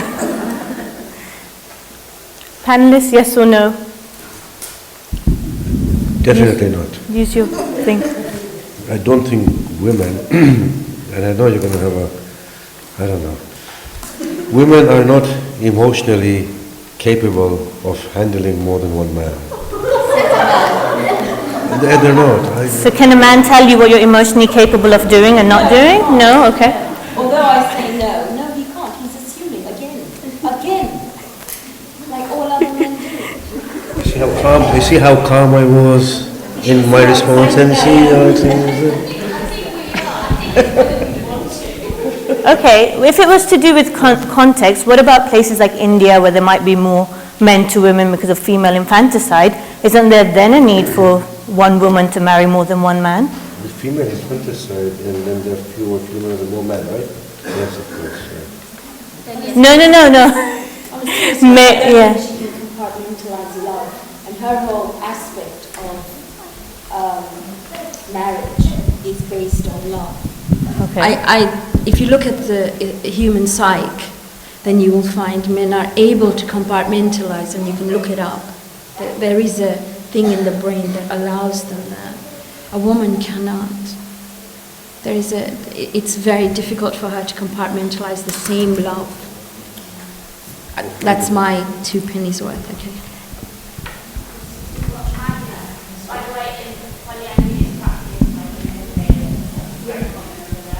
Okay, so there are places where polyandry is but common. Historically it's not common at all. Out of the thousands of societies, Himalayas, Nepal, Tibet, couple of places in the Polynesian islands.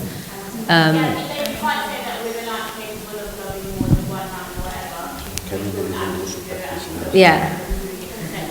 So it's not. In Indian culture, it's actually quite common, and even now it still is, not only in the Himalayas, but when you go down into central India, even southern parts of India, it is still quite a common practice.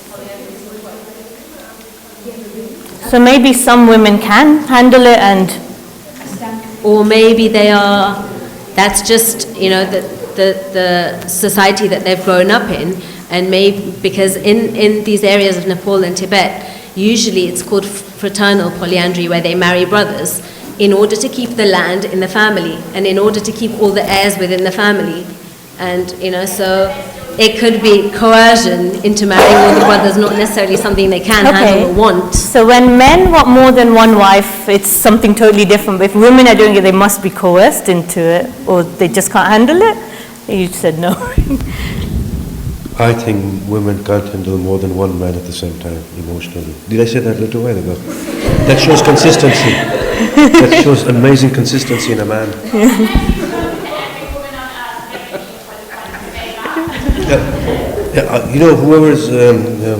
Whoever that disruptive person is.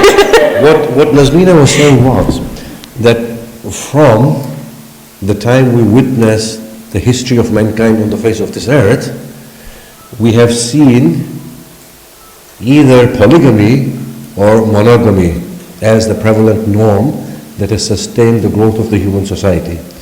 Just as cannibalism is practiced in certain regions, but by and large human beings don't eat human beings. Now if that's the case, there must be some existential facet there, yes? There must be something there that suggests that this is a better or a more sort of existentially acceptable way of life as opposed to the other way around. Yeah, I think that's what you're trying to say. Yeah. Okay, so traditionally it's been polygamy, not monogamy at all, so maybe we should revise our earlier answers and say polygamy is the norm that we should continue in light of that evidence. Well, then you certainly have a case there. Okay, the fourth question. Khadija and Zain have been married for over a year. they have been having problems in their marriage and they've attempted reconciliation. However, Khadija feels that she just doesn't love him. Despite traditional fiqh, should women like Khadija have an equal right to divorce?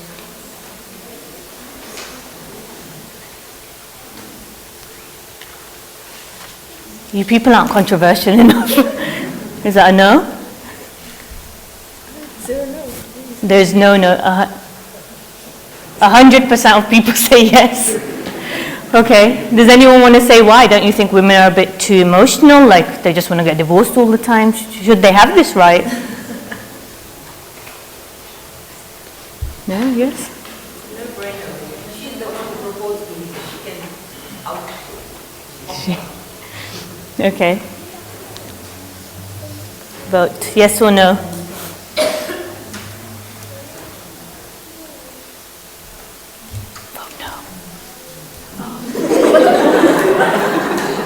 Okay, you don't have to be scared of them, tell us why. If you look at the traditional fiqh system, it actually allows and makes provisions for a woman within the traditional setup to have right to divorce a man. Yes? So, and even when she does not stipulate such a right, she should have that right to divorce. Now, there are a few things that I think need to be clarified here. In the time of the Prophet, a woman went to the Prophet and she said, I don't want to be with my husband. So he said, is he a bad man? And she said, no. He said, does he not provide for you? She said, no, he provides. So he said, why? She said, well, I just don't love him. So the Prophet said to that man, why don't you divorce her? She wants to be with somebody that she loves. So that's how it was supposed to be. It was only the pragmatic nature of rights that stipulated in that way that man should have the right and women should not have the right to divorce. The other thing that we said was that the Sharia does not add anything to the system of rights when it comes to human beings. The Sharia just informs us as to the best way possible to organize ourselves in any given context. When we are in this country here, just think about what I'm saying. Don't be appalled with what I'm saying, okay? What need is there for a nikah when there is civil marriage? The Prophet said, "Kulli qawmin nikah." Every qawm has a nikah. That civil marriage is nikah. And when there is a civil divorce, what need is there for a religious divorce after that? Yes? I'd go as far as that. Okay. Yeah.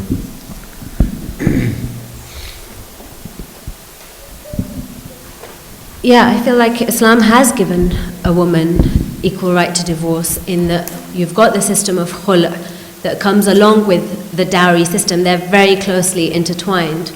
And the fact that we have this dowry that's our entitlement, which is actually an economic insurance, but we've kind of made it very symbolic and very kind of a token thing, whereas it's there in our favor, and we've done away with it. We've got the right to prenuptial contracts and to put anything that we want in a contract before the marriage. But we've romanticized marriage away from the contractual thing that it is to such an extent that, again, we kind of do away with that. So I think Islam has given us that right. And also this whole 1 year thing. I mean, even in these courts, when you think about it, you still have to stipulate grounds. You know, I just don't love him isn't grounds.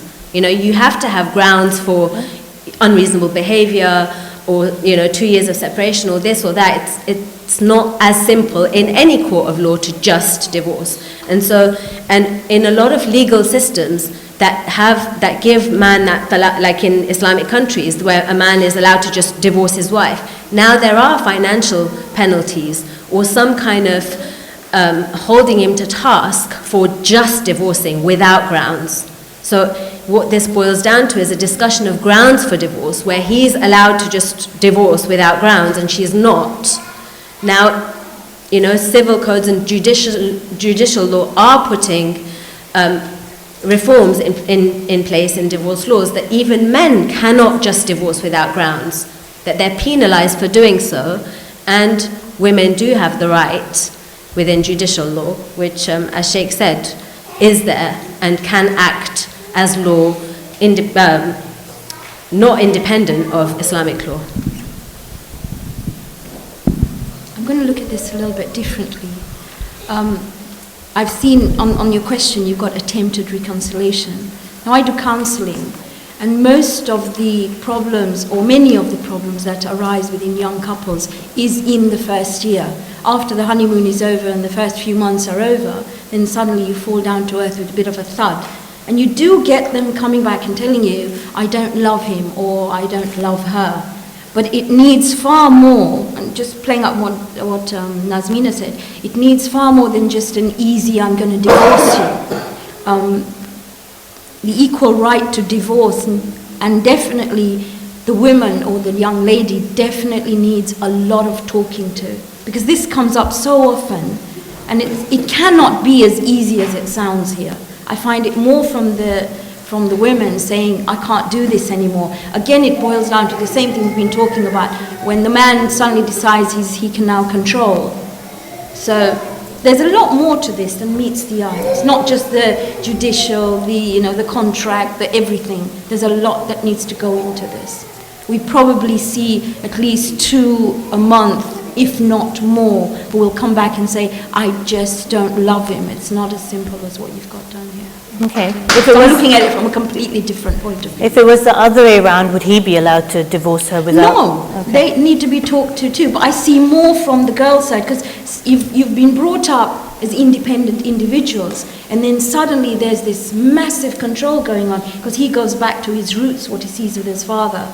And you get this so much.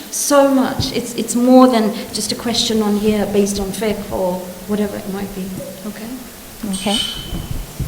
Okay, the next question. Amira is a single mother of 2 and independently supports her own household as well as being a homemaker. Is it religiously appropriate that women like Amira receive half the inheritance of a man? No. Hold your things up. So is it appropriate that a single mother would receive half the inheritance of a man?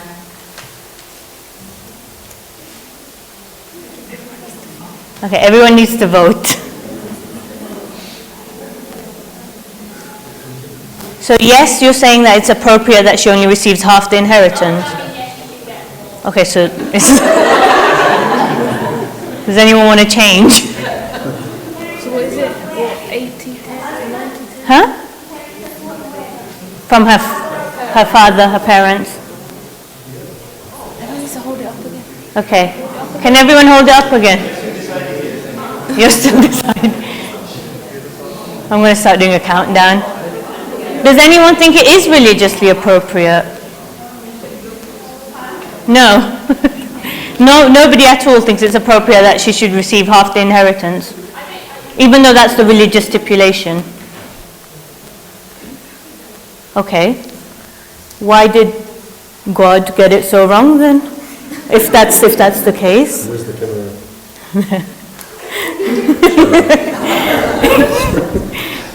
You've turned it so quickly. That's illegal indoors. Well, it depends on the context. If they are in a country where man is providing for Amira, if Amira's husband is providing for her. She's divorced. Or is she divorced? She's a single mother. Is she in a Muslim country where her father is providing for her? No, she's in England. Okay, so if she's in a context where she is not being provided for by a man, then equal distribution of inheritance. But if she is in a country where male are providers for females, then half inheritance. Okay. How many religious scholars actually say any of this? Okay, I suppose you're probably the best. I have my own interpretation of Sharia within the existential scheme and framework. So I'm talking from there. Okay, so then would you say the traditional interpretation has gone off slightly? You can answer that. I don't know about whether the traditional interpretation has gone off, but again, it depends on the context in which you live, because she's getting half the inheritance as opposed to her brothers. So if her brothers are having to maintain the parents and she's not, how brothers are having to maintain the rest of the family perhaps, then maybe there needs to be that. But if again we live in a system where, you know, it's each to his own, everybody gets to keep their own income, there's no, you know, so for fair division and that social equity, I don't see why you can't look at these things contextually. Okay, so the contextual, you're all taking contextual views, which is completely at odds with the traditional system. Do you think there's any disparity or something needs to be done there? I think ask the modern scholar. Who's the modern scholar? Him. But we don't ask the modern scholar, we ask the traditional scholar. I think we do, we pretend we don't. Seriously. Okay. I think, sorry? Yeah, it's not appropriate. But, you know, it really like that. This is all if, where they are, what they are. Okay. The next scenario, Zainab has studied traditional Hausa studies for the past 25 years, yet she only receives the opportunity to deliver Muharram lectures early in the morning to females only. Should women like Zainab be given more of a platform to speak to mixed crowds? 100% yes. Tell us why. Would you be comfortable doing the Muharram lectures in the evening for men and women? Why? Oh, okay. Do you all agree? I'm guessing. So are we talking about this in our Imam Baras or our centres? Yeah, in generally, but also in our Imam Baras and centres. Generally, platform is there. You do have women On in in mixed mixed gatherings. gatherings. She's obviously accepting the wrong. How do I break this up? Okay. Let's ask Ummulbanin, would you give lectures I have. in the mixed? Am I comfortable? And to be brutally honest, no. I prefer to address the issues that are facing women, which men don't adequately address. But should you do that in a mixed setting, though? Sometimes, yes. It depends on what those issues are.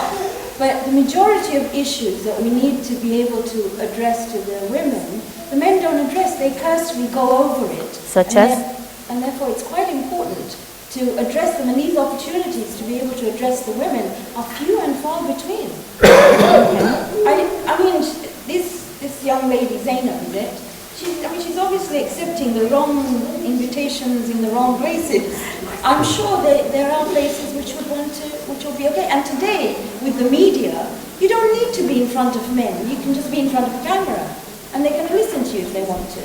Okay. But the pulpit is still a really strong platform. But so is media. Now the pulpit is media. So I think, I'm not quite sure this question is really relevant. Do you agree? I think that more opportunities should be given to people who want the opportunity and who feel comfortable speaking to a mixed crowd. But again, it's up to the individual whether they want to take that on or not. I personally, I feel most comfortable speaking to my own. But I have no problem speaking to a mixed crowd if the need is there. If I have something of value to add, then I have no problems doing that. And again, it's, you know, to address a mixed crowd for the sake of it, for the sake of, you know, I'm addressing a mixed crowd is neither here nor there. But when there's something of value to add, yes, I think so. I agree with what Ummulbanin and Nazmina both are saying, that if there is a need, then yes, the women should be given the opportunity to address a mixed crowd. But as both of them have of sort indicated, that every platform has its own culture as well. And sometimes it becomes difficult to change those cultures. I mean, for example, if I were to go to a Muharram Majlis, if there was a woman lecturing, I would find it a bit strange, and I might not be able to feel as if I'm in a Muharram lecture when it comes to the musibah of Imam Hussain Salamullah alayhi. Now that's my personal bias, but there's nothing to say that we wouldn't be able to get used to it either. But yes, there are limitations of the culture as well. Yeah. Okay. The next question. Adam is a member of the community who wants to get married.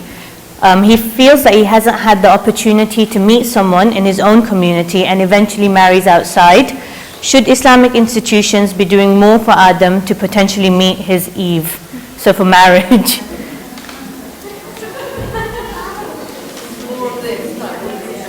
More of this type of thing. Yes. Yeah. Okay. Everyone seems to be really in tune here. Do we need more mixed events? Where people can just... Oh yeah, okay, Cupid. So some years ago we started something called Cupid, Q-P-I-D, not C-U-P-I-D. And one of the things we did was get groups of young people together of the same, I mean, we had a database, they came to us, got them together for dinners. So we invited them home, say 6 of each age group compatible, gave them a talk. I mean, it was any talk. In fact, one of them was about Birmingham. But anyway, some talk. Then got them to discuss those talks in various groups. Some people called it speed dating, it wasn't. And then as soon as they went home, we called up and we said, was there anybody you particularly liked or anybody you particularly did not like? When I say did not like, not dislike, but the qualities you didn't like. Now we did this over a few sessions, and within 4 sessions, we had 17 marriages and all have survived. And that was what you might want to call a mixed event, thank you. It worked. But the problem is the organization took a long, it's difficult. It was difficult to organize, difficult to do. But I think these sort of things are needed. And because they were in an environment where it wasn't matchmaking, although everybody knew at the back of their heads, it was more discussing something, and as soon as they got home you asked them, it made so much sense. And the most unusual of people got together with each other. We had lists of what I'm looking in a spouse. I'm telling you, 90% of them married exactly the opposite of what they were looking for. It was amazing. So do you think instead of like not only having specific things, we should just generally have mixed events, like mosque should be mixed, so you would naturally meet people anywhere? It has to be planned really well, not just naturally mixed. No, not. What do you think? Halal speed dating type of thing? I won't quite term it that way. Do you both agree? We just need more opportunity. Okay. The final question. Alia has met a Christian boy at university who she would like to marry. The Mulana tells her she's not allowed to marry him. But the same week, he recites the nikah for her friend Salim and his Christian wife. So traditionally, men are allowed to marry Christians and Jews, but women are not. Do you agree with this? No. Why didn't she marry her friend Salim? You'd be a great matchmaker. So no, Alia should be allowed to marry her friend? No, her Christian friend. Yes? Why should she? But traditionally, women aren't allowed to marry Christians and Jews, whereas men are. Reinterpreting religion. Please give your own view. Imam Sadiq was asked, why do you deter people when it comes to marrying? He wasn't even asked that. He was asked, can we marry Christians and Jews? So he said, I see no problem with it. By a man? By a man. The only fear I have is the direction your children will take. Yes? That's the only thing he expressed. So man can marry Christians and Jews. Now, fundamentally, in essence, there shouldn't be any problem with women marrying the people of the book in essence, there shouldn't be any problem. However, the context might determine otherwise, yes? The limitations of the context. But that's my opinion.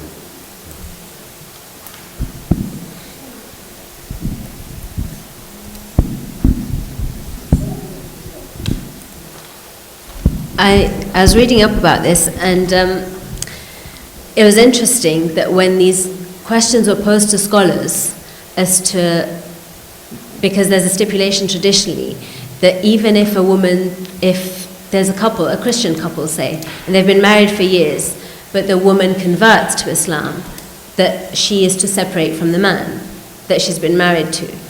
And historically that's been there. And the only loophole that they could find to get out of this situation where she's been married to a man, he's supportive, but he's not ready to convert himself, they've got children, the only way she can stay married to him is with the threat of leaving Islam. You know, that I either stay married to my husband or I go back to Christianity. So kind of being married to a Christian or Jew is seen as the lesser of two evils, where leaving Islam would be like the worst thing possible. So if it comes to loopholes like that, you know, that people are having to make excuses and go around and around, you know, then I think to myself that it's really demeaning to a person's faith where you're given ultimatums, either your faith or your spouse, in terms of freshly marrying somebody. Again, then people can pose that same thing, that, you know, you can sit there and threaten to leave the faith, and then you'd be allowed, kind of thing. So I think, again, it needs to be looked at contextually as to milieus in which we live, and how that impacts. Because the whole children thing can also work the other way. You know, there's an assumption that women, by marrying Christians and Jews, will lose. You know, if they were to divorce, then they would lose the children. But it works the other way too. So I think this is something that needs a lot more thought and a lot more research than just a simple yes or no. This question took me back many moons ago, when there was a young lady who converted, exactly what Nazmina is saying, from Christianity, and I took her to Marhum Ul Askar because I had no idea where else to take her. She couldn't stay married to him because he was a devout Christian, and it's contextual. He was amazing. He just sat there and he said, "I don't understand what they're talking about. You can be who you are and still stay married to the man you're married to." And that took me back for a bit. So I will leave that as contextual. It just depends on what, which, when, where. Okay. Before we close, do you have any concluding remarks on the subject as a whole? Thank you for inviting me. Yeah, for 1 minute. Yeah, all right. And Alhamdulillah, we have come to this point now where we can discuss such issues so openly without the fear of thinking that we might be displeasing God. So this in itself shows we have come a long, long way.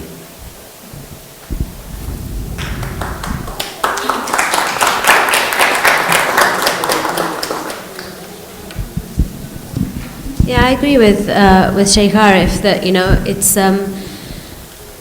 it feels good to give credit to our own intellects that God has bestowed on us, and to think for ourselves, and maybe to go back to that fitrah that Allah has created, and to also recognize that, you know, we are able to read the Quran ourselves and comprehend, and a lot of things are very, very clear in there, and it's empowering that we can think for ourselves and read text for ourselves, and we're not at the mercy of other people's interpretations or that kind of tunnel-visioned, monolithic view of Islam, of traditional Islam, that's kind of gone on for centuries, and that we can think for ourselves. Thank you for being such an awesome audience. That's all I have to say. Thank you very much. Okay, so the results are in. I don't know if you can see. Most of the questions everybody voted the same way, but in the first one there was a bit of disparity there. Yeah.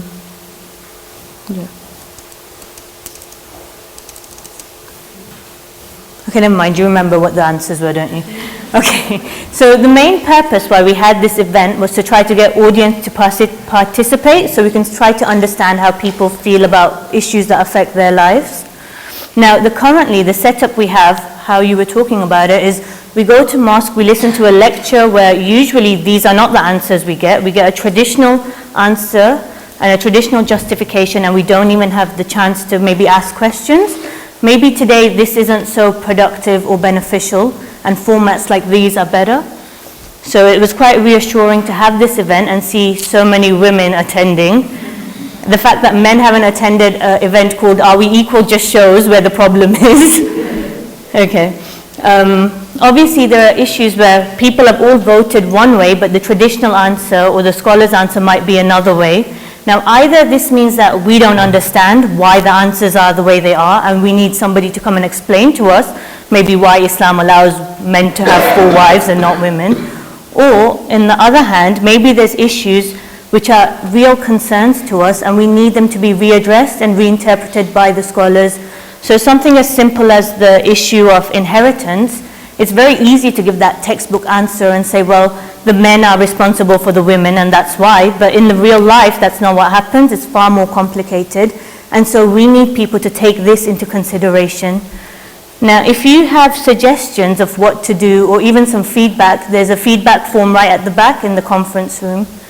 Finally, I'd just like to thank you all for coming on behalf of Al-Mahdi Institute, and obviously thank the speakers for coming. Hopefully we've learnt something from each other. There are a few announcements now. So Tafsir of Surah Al-A'raf by Shaykh Arif Abdulhussain is open to all and free to register.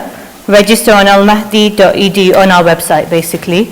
Al-Mahdi is a charitable educational research establishment committing to serving grassroots communities through training future scholars of religion, engaging in cutting-edge research and translations, as well as a wide range of outreach activities as a means of sharing the human face of Islam and the message of the Ahlul Bayt. As a grassroots funded institution, you are all kindly requested to donate to the Institute in whatever capacity you can, as this will allow us to continue our activities. There is a donation box at the back, or you can just give the donation to one of our volunteers who can organize a receipt for you. The next event will be a research seminar on Thursday the 24th of March at 3 p.m. by Dr. Haifa Jawad from the University of Birmingham. The title of the seminar is Picto's Translation of the Quran, an analysis of some selected verses on women. So this is quite relevant to what we're doing today. More information can be found on our website or on the table outside, where you can register on our mailing list, and if you want to receive emails of future programs. The refreshments are in the conference room, and there's also a flip chart where you can put your feedback. Please don't take your thumbs with you because we need them. And that's it. Thank you.